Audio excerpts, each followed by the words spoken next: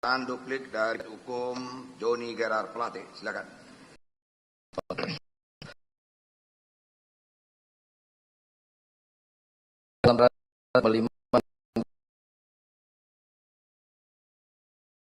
Hakim pada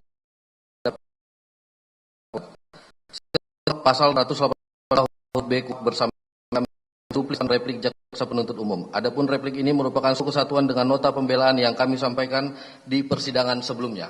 Pada intinya, replik jaksa penuntut umumnya membantah dan penasihat sudah sah di kesenggangan yang mungkin sebagai berikut. Tentang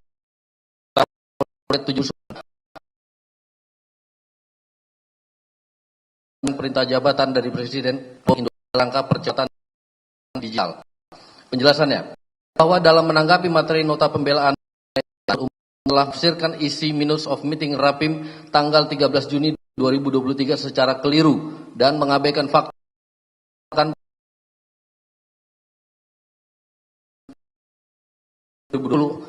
pokoknya meminta dilakukan penyediaan internet pada tahun 2021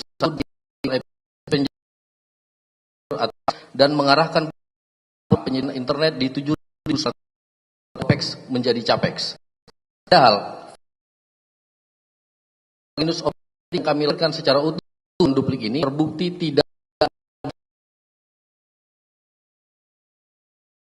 mengurus skema di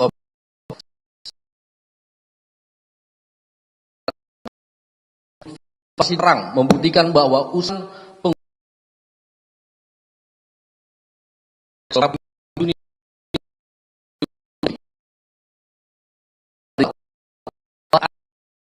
sendiri telah mengakui dan menegaskan bahwa usulan penggunaan skema belanja CAPEX tersebut berasal dari BLU Bakti sebagaimana keterangan saksi Arifin Saleh Lubis, saksi Niken, saksi Anang Ahmad Latif. Berdasarkan bukti minutes of meeting dan persesuaian keterangan antara para saksi yaitu Anang Ahmad Latif, Arifin Saleh Lubis dan saksi Niken Widyastuti di atas, maka telah membenarkan suatu kejadian, yaitu inisiatif atau usulan penggunaan skema belanja CAPEX dalam pengadaan BTS 4G sejak awal berasal dari BLU Bakti, bukan dari terdakwa. Bahwa meskipun penuntut umum tidak mampu membantah fakta bahwa terdakwa menjalankan perintah jabatan, namun pada kesempatan terakhir ini kami ingin menegaskan agar kiranya semakin terang dalam persidangan ini bahwa seluruh kebijakan pengadaan 4.200 BTS 4G tahun anggaran 2021, khususnya kebijakan pengusulan anggaran yang dipandang sebagai perbuatan melawan hukum oleh penuntut umum, merupakan pelaksanaan perintah jabatan dari Presiden Republik Indonesia yang termuat dalam 1. Risalah Kabinet nomor 0108 tahun 2020, Risalah Rapat Kabinet nomor 014 tahun 2020, Peraturan Presiden nomor 86 tahun 2020. Bahkan Menteri Sekretaris Kabinet melalui suratnya nomor B194 tahun 2020 tanggal 29 Juni 2020 perihal perencanaan digitalisasi nasional telah menyampaikan kepada Kepala Bappenas bahwa perencanaan digitalisasi nasional yang dilakukan oleh Menkominfo telah sesuai dengan arahan Presiden, yaitu dalam Ratas Kabinet tanggal 4 Juni 2020 dan meminta agar Bappenas menindaklanjuti penganggarannya yang selengkapnya kami kutip dan kami anggap dibacakan. Bahwa selain itu berdasarkan riwayat penganggaran pagu indikatif Kominfo 2021 terbukti sebelum adanya rapat terbatas kabinet tanggal 4 Juni 2020 yang memerintahkan terdakwa untuk mengirim 1 lembar daftar kebutuhan investasi infrastruktur dan anggarannya yang dibutuhkan dalam rangka digitalisasi nasional. Usulan pagu indikatif 2021 yang diajukan Kominfo ke Kementerian Keuangan masih berpedoman pada target pembangunan BTS atau last mile dalam RPJMN 2020 sampai 2024 yang dibuktikan dengan dokumen sebagai berikut.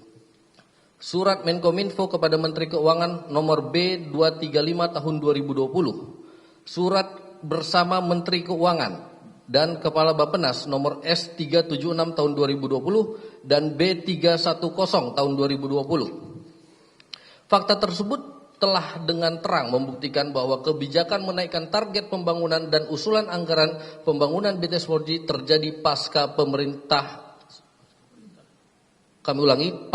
perintah Presiden Republik Indonesia dalam rapat terbatas tanggal 4 Juni 2021. Bahwa sebagaimana telah kami uraikan dalam nota pembelaan, perintah percepatan transformasi digital diberikan oleh Presiden kepada terdakwa dalam kedudukan terdakwa selaku pelaksana tugas pembantu Presiden yang diatur dalam pasal 17 ayat 1 Undang-Undang Dasar 1945, Undang-Undang Nomor 39 tahun 2008 tentang Kementerian Negara maupun Peraturan Presiden Nomor 54 tahun 2015 tentang Kementerian Komunikasi dan Informatika yang dicabut dengan Peraturan Presiden Republik Indonesia Nomor 22 tahun 2023 tentang Kementerian Komunikasi dan Informatika.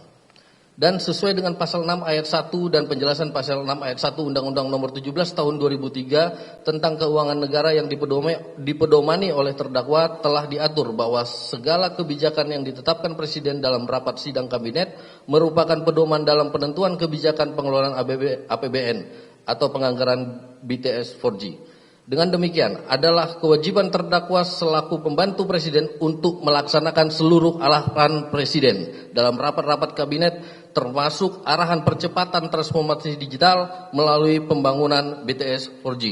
Terlebih lagi, seluruh kebijakan pengadaan BTS 4G selaku dilaporkan oleh terdakwa kepada Presiden dalam sidang kabinet, bahkan atas pemaparan terdakwa mengenai rencana pembangunan BTS pada 9.113 desa atau kelurahan dalam ratas kabinet tentang perencanaan transformasi digital tanggal 3 Agustus 2020, Presiden justru memberikan arahan kepada Menteri Koordinator Bidang Perekonomian, Menkominfo, dan para pimpinan kementerian lembaga terkait agar memperhatikan prioritas percepatan transformasi digital untuk pembangunan infrastruktur jaringan ICT yang ditargetkan selesai pada tahun 2022. Lampirannya kami anggap dibacakan.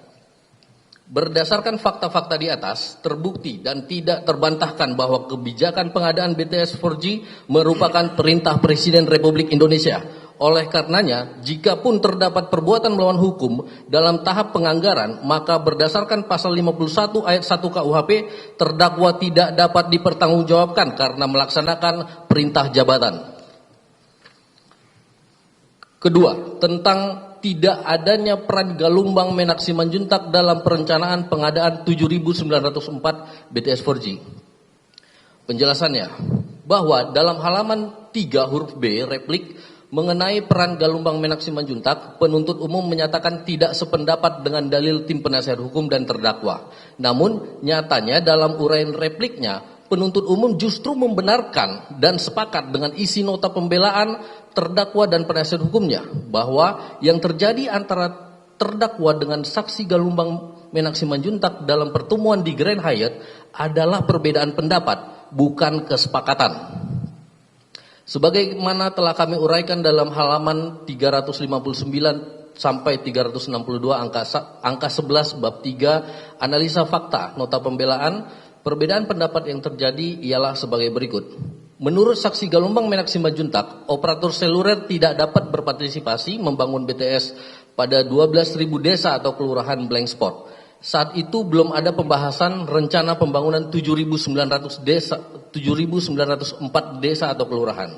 Sebaliknya, menurut terdakwa, pembangunan BTS harus menjadi kewajiban operator seluler sebab operator seluler telah lebih dari 10 tahun mendapat lisensi spektrum frekuensi dari Kominfo.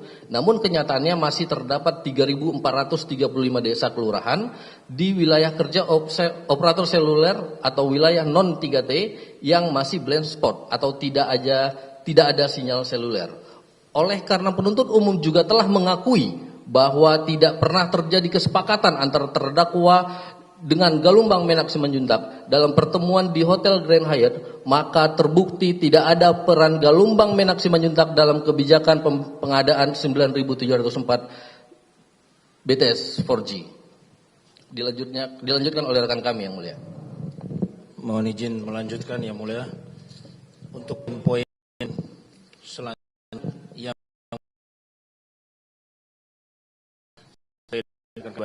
yang bacakan judulnya. Ketiga, terdakwa telah mendelegasikan kewenangan pada KPA sehingga tidak boleh melakukan tindakan intervensi terhadap pelaksanaan pengadaan batch. Penjelasannya dibacakan mulia.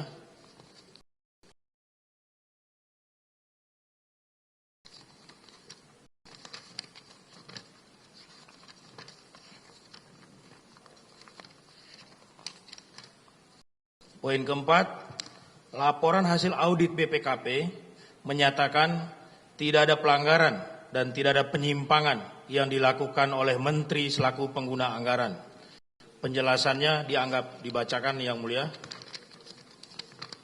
Poin kelima, surat Menkominfo nomor R506 Mkominfo tanggal 30 Juli 2020 bukan sebagai bagian dari siklus anggaran dan pengadaan 4.000 BTS tahun anggaran 2021 dan telah proporsional nomor 86 tahun tentang pemerintah tahun 2021. Uraian yang dibacakan yang mulia. Poin keenam, terdakwa tidak pernah mengatakan agar power supply diberikan kepada Muhammad Yusrizky Mulyani.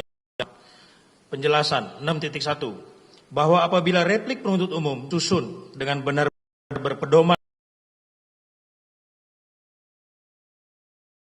saksi Muhammad Yusrizky Mulyawan, saksi Anang Ahmad Latif, dan keterangan terdakwa secara utuh tanpa menggunakan asumsi, tanpa prasangka, dan tanpa menganulir maupun mencoba mengaburkan keterangan saksi-saksi yang dianggap melemahkan surat dakwaan penuntut umum, maka seharusnya penuntut umum juga akan sampai pada kesimpulan bahwa terdakwa tidak memiliki peran apapun terlibat Muhammad Yusrizky Mulyawan maupun PT MMM, PT BKU, dan PT IEI sebagai subkontraktor penyedia power system dalam pengadaan BTS 4G, sebagaimana yang telah kami uraikan dalam halaman 381 sampai 382, angka 22 bab 3 analisa fakta, dan halaman 447 sampai halaman 450 bab 4 analisa yuridis nota pembelaan.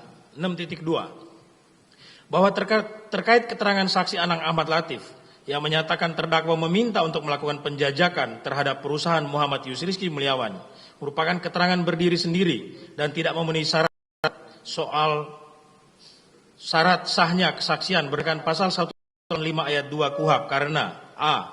Saksi Irman Hermawan selaku orang yang diperintahkan Anang Ahmad Latif untuk berhubungan dengan Muhammad Yusrizky Mulyawan telah menegaskan bahwa ia tidak mengetahui kebenaran permintaan penjajakan tersebut dan tidak pernah mengkonfirmasi. B. Saksi Muhammad Yusrizky tidak pernah bekerja dakwa. 6.3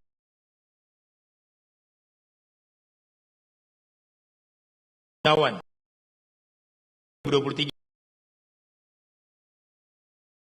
Saksi Muhammad Yusrizky telah menegaskan bahwa sebelum terdakwa menjabat sebagai Menkominfo, saksi Muhammad Yusrizky sudah aktif melakukan upaya untuk mendapatkan proyek BTS 4G. Bahkan ia sudah berkomunikasi serta bertemu langsung dengan Menkominfo Rudiantara. Yang kami kutip lengkapnya sebagai berikut. Kutipan dianggap dibacakan. 6.4 berdasarkan fakta tersebut di atas, maka dalil penuntut umum dalam surat tuntutan yang menyatakan terdakwa memerintahkan Anang Ahmad Latif untuk memberikan pekerjaan power supply kepada Muhammad Yusrizky Mulyawan yang kembali dipertahankan dalam repliknya sudah sepatutnya ditolak karena tidak didukung oleh alat-alat bukti yang cukup. 7. Perhitungan kerugian negara yang sah dianggap yang mulia tidak terbukti sebesar 17,8 juta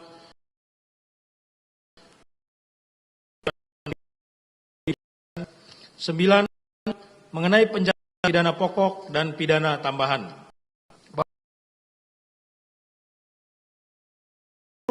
Halaman 9-10 hanya berisi pengulangan surat tuntutan.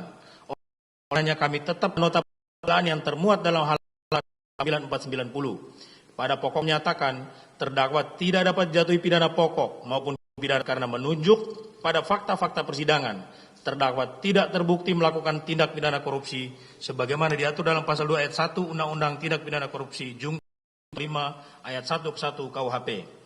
Poin 10, seluruh aset terdakwa yang disita dengan pengadaan BTS 4G.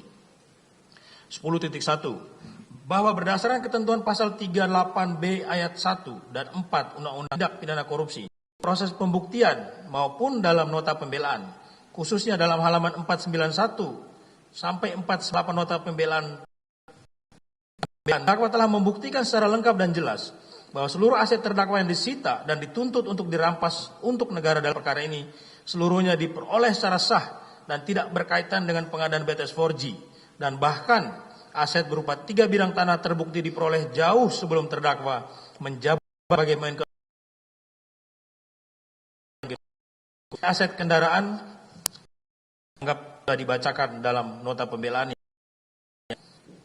Mengenai aset tanah, terbukti bahwa 3 bidang aset tanah yang disita dan diproses penuntut umum delikti sebagai berikut. Beli tanah dari masyarakat telah tuntas dilakukan jauh sebelum terdakwa menjabat Menkominfo, yaitu tanggal 8 Juni 2003, dan sertifikat terbit sebelum proyek BTS dimulai itu pada tanggal 5. Bukti surat yang telah kalampirkan dalam nota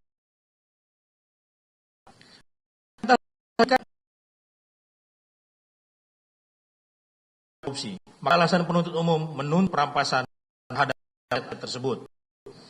Bahwa replik penuntut umum dalam halaman 14 alinea pertama menyatakan bahwa dalam perkara terdakwa Johnny Gerard Plate terdapat beberapa barang bukti bernilai ekonomis berupa kendaraan dan tanah, baik atas nama terdakwa maupun atas nama pihak lain yang ada hubungannya dengan tindak pidana dan sesuai pembuktian diperoleh dalam tempus delicti maupun sebagai aset yang bernilai ekonomis atas terbuktinya perbuatan tindak pidana korupsi oleh terdakwa yang mengakibatkan kerugian negara, maka beralasan dirampas untuk mengurangi kerugian negara. Sudah sepatutnya ditolak uraian tersebut oleh Yang Mulia Majelis Hakim dengan pertimbangan A. Bahwa dalil tersebut menunjukkan betapa penuntut umum telah melakukan tindakan abuse of power, menyalahgunakan kewenangan penuntutan dengan mengatasnamakan negara untuk mengambil harta milik terdakwa dengan dalih mengurangi kerugian keuangan negara. Padahal penuntut umum sendiri telah menegaskan dan mengakui bahwa barang bukti yang disita sebagian diperoleh di luar tempus delicti. B. Penuntut umum berdalih melakukan perampasan aset yang diperoleh di luar tempus delicti untuk mengurangi kerugian keuangan negara. Padahal faktanya, penuntut umum dengan yakin menyatakan dalam surat dakwaan dan surat tuntutannya bahwa ada pihak-pihak lain yang diperkaya secara melawan hukum, yaitu Anang Ahmad Latif sebesar 5 miliar, Iwan Suryanto sebesar 453 juta, Windy Purnama sebesar 500 juta, Muhammad Yusuf Rizki sebesar 50 miliar dan 2.500.000 dolar Amerika, konsorsium Faber Home untuk paket 1 dan 2 sebesar 2.940 miliar 878.424.490 rupiah, konsorsium Lintas Arta 1.804 miliar 914.620.955 rupiah, konsorsium BTS dan ZTA paket 4 dan 5 sebesar 3.504 miliar 518.715.600 rupiah. Dengan demikian, maka sudah sepatutnya pihak-pihak yang menurut penuntut umum diperkaya tersebutlah yang dibebankan untuk mengembalikan kerugian keuangan negara, masing-masing maksimal sebesar nilai pertambahan kekayaan yang terbukti diterima pihak-pihak tersebut. Penuntut umum telah pula menuntut agar terdakwa dibebankan uang pengganti senilai tuduhan pertambahan kekayaan yang diperoleh terdakwa, yaitu sebesar 17 miliar 848.308.000 rupiah. Dengan demikian, tuntutan perampasan aset tersebut telah bertentangan dengan pasal 1 Perma nomor 5 tahun 2014 yang pada pokoknya menyatakan bahwa terpidana hanya bisa dibebankan membayar uang pengganti sebanyak-banyaknya sama dengan dari tindak pidana korupsi. D. Tuntutan perampasan aset tidak diikuti permintaan untuk memperhitungkan nilai aset dengan uang pengganti yang harus dibayarkan. Padahal dalam pasal 2 Perma nomor 5 tahun 2014 telah dengan tegas diatur sebagai berikut. Hasil korupsi yang disita terlebih dahulu oleh penyidik harus diperhitungkan dalam menentukan uang pengganti yang harus dibayarkan terpidana.